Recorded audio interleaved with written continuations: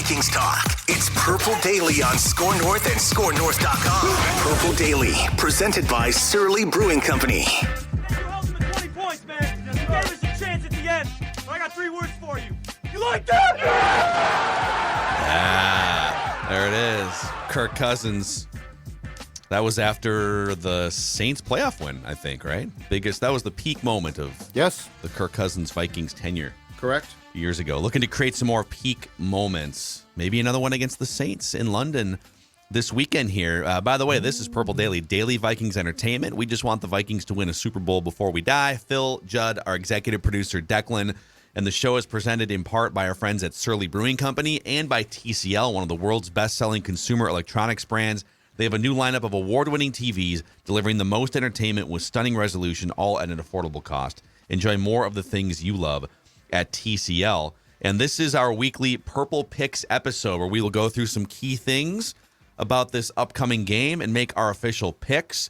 And these picks presented in part by our friends at Prize Picks, making it very easy to play daily fantasy. So if you have strong takes on what may happen in the Vikings-Saints game, for instance, you think, I don't know, Justin Jefferson's going to hit the over on yardage or something.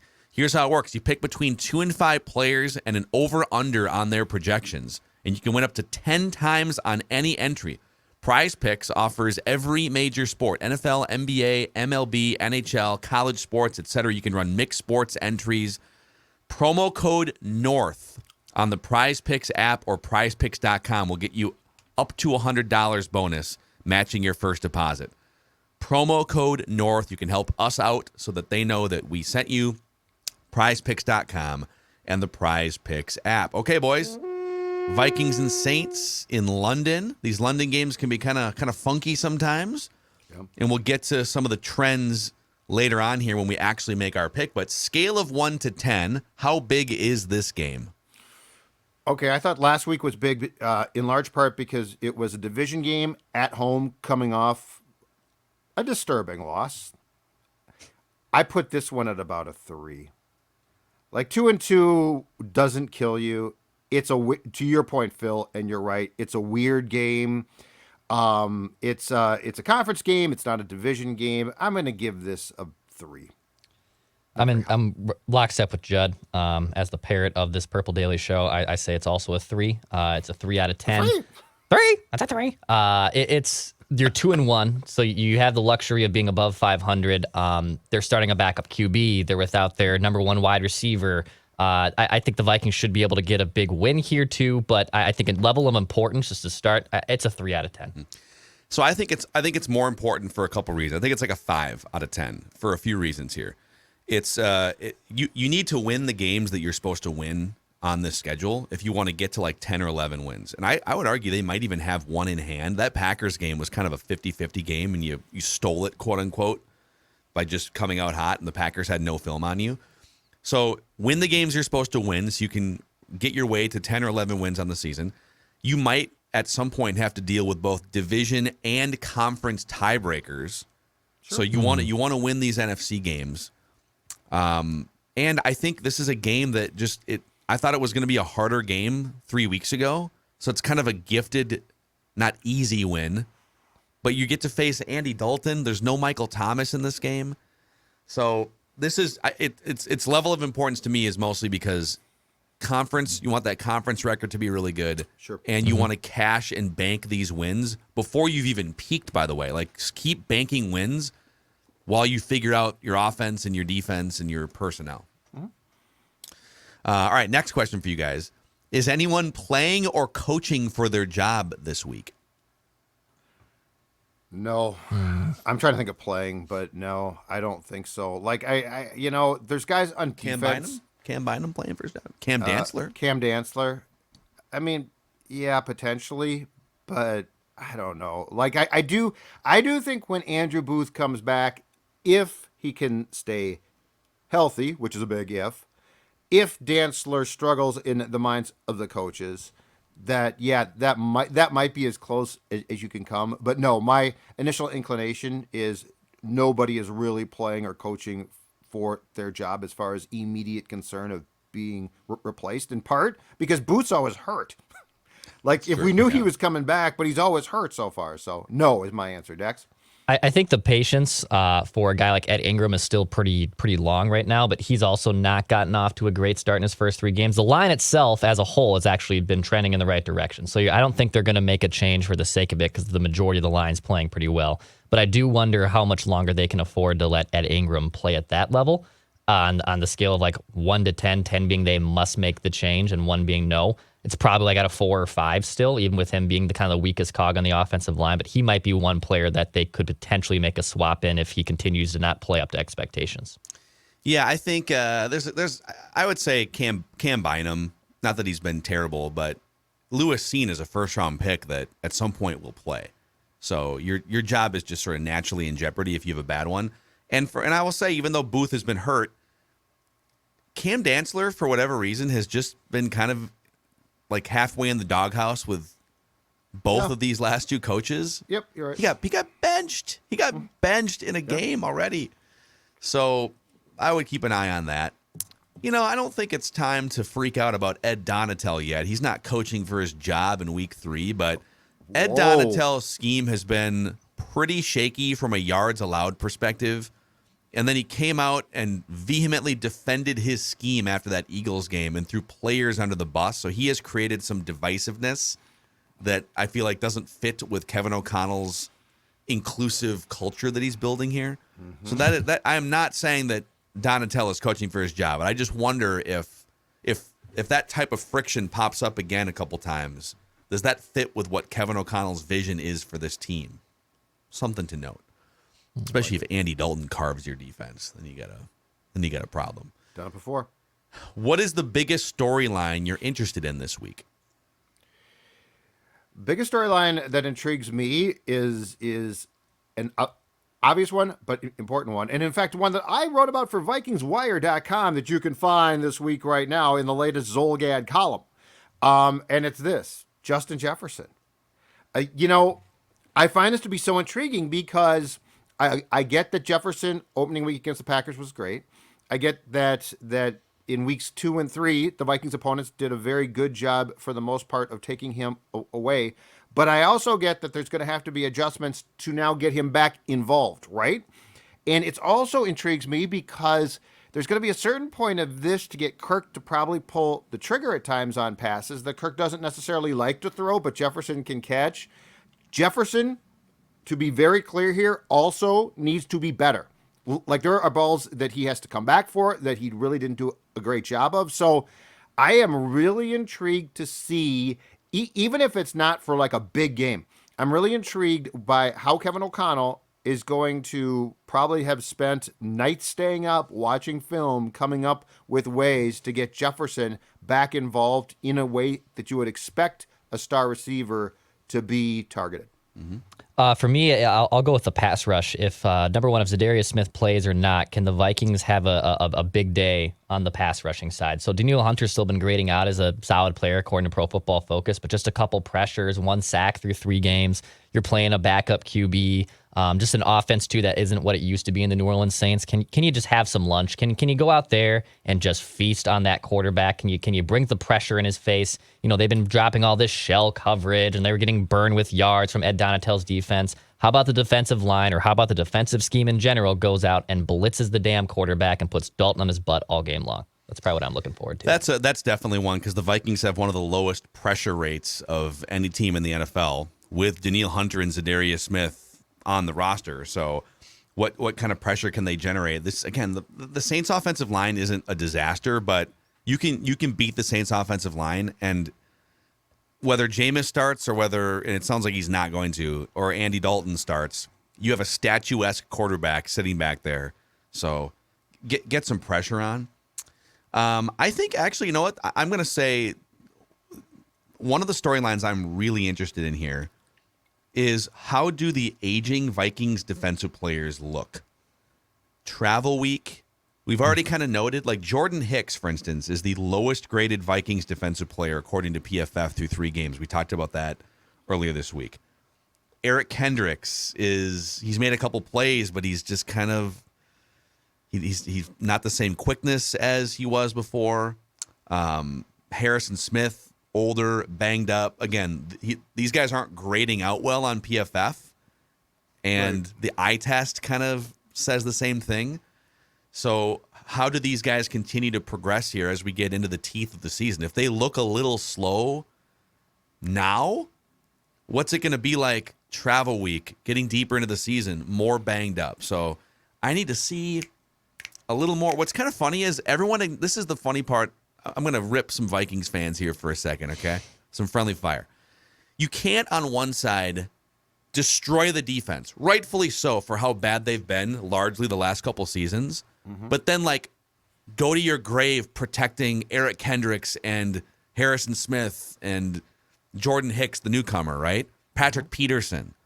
These guys are old AF in NFL terms. And so when the Vikings defense gets gashed on the ground, it is somebody's fault. And the somebody is the guys I just listed, like Eric Kendricks, Harrison Smith, Patrick Peterson. Make a tackle. And maybe they're not just capable of playing the way that they were a few years ago because of their age. So I'm really curious. How many of these guys are just kind of on the cliff versus just off to a schematic slow start? Right. You know? And I think part of the problem, too, is this. Because it's a new scheme completely, the older guys who are very football smart are having to think a bit more. And, like, that's a step right there, right? And in this league, a step slow as death.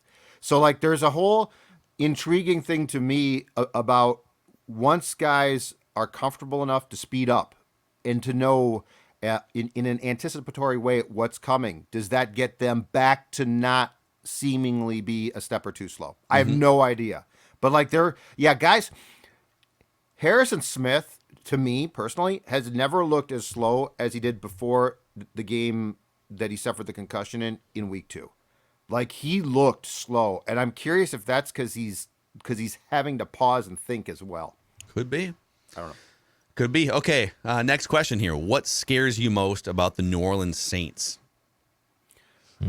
I think what scares me most about the Saints is the fact that this defense seemingly should be, have no problem with Dalton and company.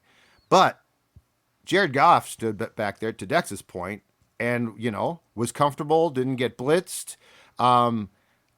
What scares me is don't assume that just because Dalton is old, that he's still not good enough to carve you up if you don't play well. That's what scares me. Because if you don't blitz him and you allow him to be comfortable and Smith does not play and Hunter does but does not get sufficient pressure, Dalton, was he with the Cowboys, right? Here a couple of years back. He came in and played well. So, yeah, that scares me. Don't take for granted defensively that just because Winston is almost certainly out and Dalton is playing, that makes your assignment easier, because there are things about Dalton that actually I think should scare you and that you at least have to respect. So the Saints don't run it down your throat a lot, but they actually are still very effective at running the football. They have the 4th most yards per carry in the NFL this season, and Alvin Kamara is not as lethal as he used to be, but they'll still mix in Mark Ingram. They'll still mix in Taysom Hill in some strange packages. If they get their run game going and they don't have to rely on Andy Dalton to win them the game, that's cruise control for the Saints. So the Vikings' run defense hasn't been good for basically the last 3 years. So if the Saints are able to effectively run the football early, make Andy Dalton's life easier than as a quarterback, that's probably what scares me the most. If the Saints come out and just run it down the Vikings' throat and make it very hard for the Vikings defense to get off the field, that's probably problematic for the Vikings. Man, my answer for years would have been Alvin Kamara and just the PTSD of that 5-touchdown game from a few years ago. But Alvin Kamara the last couple of years, and he's not that old, but he's just been a high usage guy for a handful of years in a tough league, and he's not a very big guy too, so he's just kind of bounced around. So last year he only averaged 3.5 yards a carry. He didn't catch the ball as much offensively. This year been banged up a little bit. Only averaging 4 yards a carry. Only has 5 catches in the 2 games he played. So a guy who's gone from used to rack up 1,600 all-purpose yards and catch 80 passes a season. He's not quite the guy that you have to worry about as much. But and Michael Thomas is out. I think Chris Olave is the thing that scares me the most. He was unleashed against the Panthers last week. Yeah. 9 catches, $147. One of the best young wide receivers in that draft. So I think if Chris Olave has broken out here and he's becoming this top young receiver, how are you going to stop him? Is Patrick Peterson going to match up with him and get torched? Is Cam Dancer going to have a bounce back? So otherwise, it's largely like self-inflicted things. The Vikings' propensity to just play down to their opponent sometimes is probably the thing that concerns me the most. It could be any Andy Dalton-led team, and it feels like the Vikings are just like stuck in a pillow fight. So Pressure. In what? What do you mean? On Dalton. Get pressure. Okay. If you get pressure, I was Pressure. like, if you get pressure, Can if you you get expand on that? pressure on Dalton, make him uncomfortable. If you don't, you're in trouble. Pressure is I thought absolutely. you meant like a they key. feel the pressure of No. playing in Tottenham Stadium. No, I'm saying don't let the old man get comfortable. Yeah, Totten. All right, we will pick the game here in just a moment. But listen, there's been some hailstorms around the Twin Cities, and we have a great partner that can help you with one phone call or visit to their website, Declan. Yeah, our guy Adam at Hail Ace and Hail Ace Dent Repair in South St. Paul. They've been fixing automotive hail damage for over 16 years. The best part about Hail Ace, it's zero cost to use. The hail repairs are zero cost to you. And Adam will help you work with your insurance company to help handle that claim from start to finish. So you might be worried about that complicated process of like, all right, did this hail damage happen? Now I got to contact insurance. Your guy Adam will take care of that for you. You can book that appointment now at hailace.com or call them at 651-515-0098. And if you're a Vikings fan, any customer that brings in their car between now and October will be entered for a pairing of late season Vikings tickets in the Polaris Club. So you can get your car fixed and maybe win some great Vikings tickets. Go to hailace.com to book that appointment. Awesome. Judd is not a handyman, and so he needs help with even the most basic things around his home, which is why a company like Finch Home Solutions is very helpful. Yes, and Dex is exactly right. You know what? Everybody needs a guy. You need a guy for things, right? If it's your car, you need a guy. Well, guess what? If you need anything or have questions about electrical outlets or anything to do with the electronics of your home, you know what you don't want to do? You don't want to DIY it. You know why? Because you can burn your damn house down. Judd is smart enough to know that, but he's got a guy, Cody. And as Phil said, Finch Home Solutions can take care of everything from faulty outlets to flickering lights to installing or repairing electrical panels. Finch right now offering a free home safety inspection to all Purple Daily fans. Again, Cody is your guy. He's going to come to your house, assess things, no charge, but you will find out what's in good shape and perhaps what's not. 612-357-2604 or finchhomesolutions.com. Finchhomesolutions.com. Make Cody Finch your guy, and I'm going to tell you right now, he'll be happy to not only make repairs, but also talk Vikings, because this guy bleeds purple. Cody Finch. And then one more shout out here before we make our picks. Minnesota Lottery with their Vikings scratch-off tickets. All the rage. All the rage. And it should be, because with $10.2 million in total cash prizes, it is time to go big with the lottery's big ticket Viking scratch game. So big, it even has huge second chance prizes too. The lottery say I'm in. It must be 18 or older to go big with the big ticket Vikings scratch game from the lottery. All right, boys, let's pick the actual game here. Vikings against the Saints in London. I tried to hit the Vikings horn there, but Is that what that was? I think my computer is not having it. So, it's a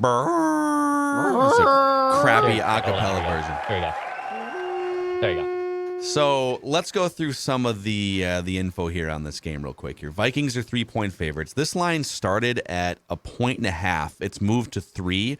I'm curious to see if it moves even further with the news of Michael Thomas being out, Andy Dalton starting in place of Jameis Winston. I don't know that like the quarterback change moves the line that much, but I wouldn't be shocked to see this get to 4 at some point. Sure. At 3, 78% of bets are on the Vikings, and 90% of the money is on the Vikings, which makes me a little nervous. But Oh, boy. according to Action Network, here's the good news. London favorites, which the Vikings are, are 18-3-1 straight up. Whoa. So London favorites, and they've taken the Jaguars out of this because the Jaguars are basically like a home resident of London. They're London's team, yeah. They have become acclimated on an annual basis, so they've taken the Jaguars out of this number. All of the other favorites are 18-3-1 straight up and 15-7 against the spread.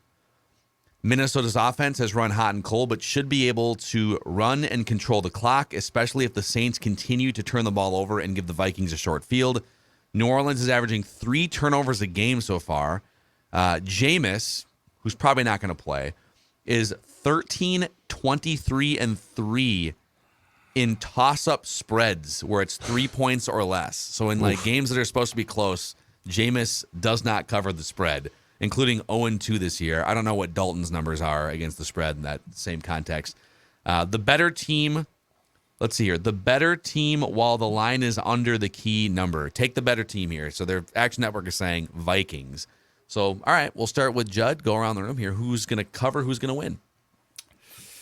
The team that's going to cover is going to win because this is, this is not a simple game, but this is a game that mentally strong teams win.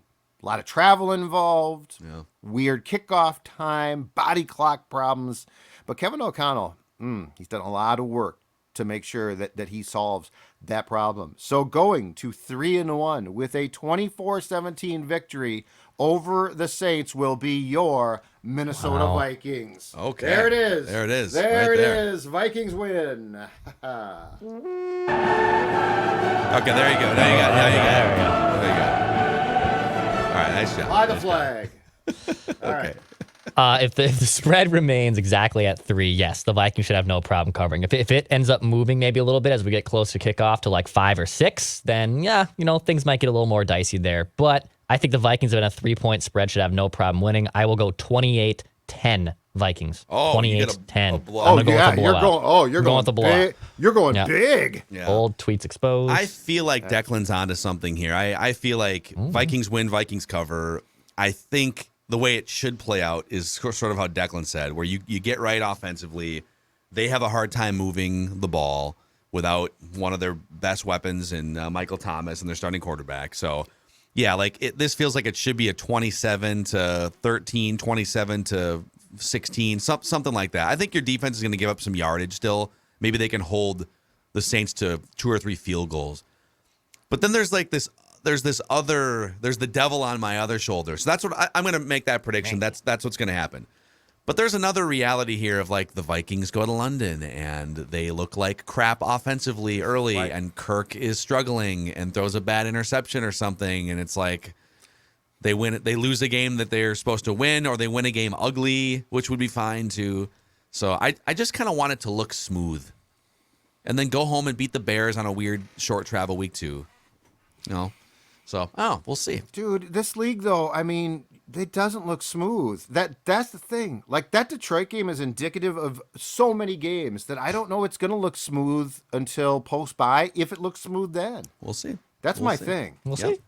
We will see. So there you go. All right, we all picked the Vikings to win. We are all the kiss of death here on this Purple Picks episode. Thanks for hanging out with us. Judd's got his Vikings flag. And we'll be with you on Vikings Vent Line right after the Vikings Saints game finishes up on the Purple Daily YouTube channel. See you.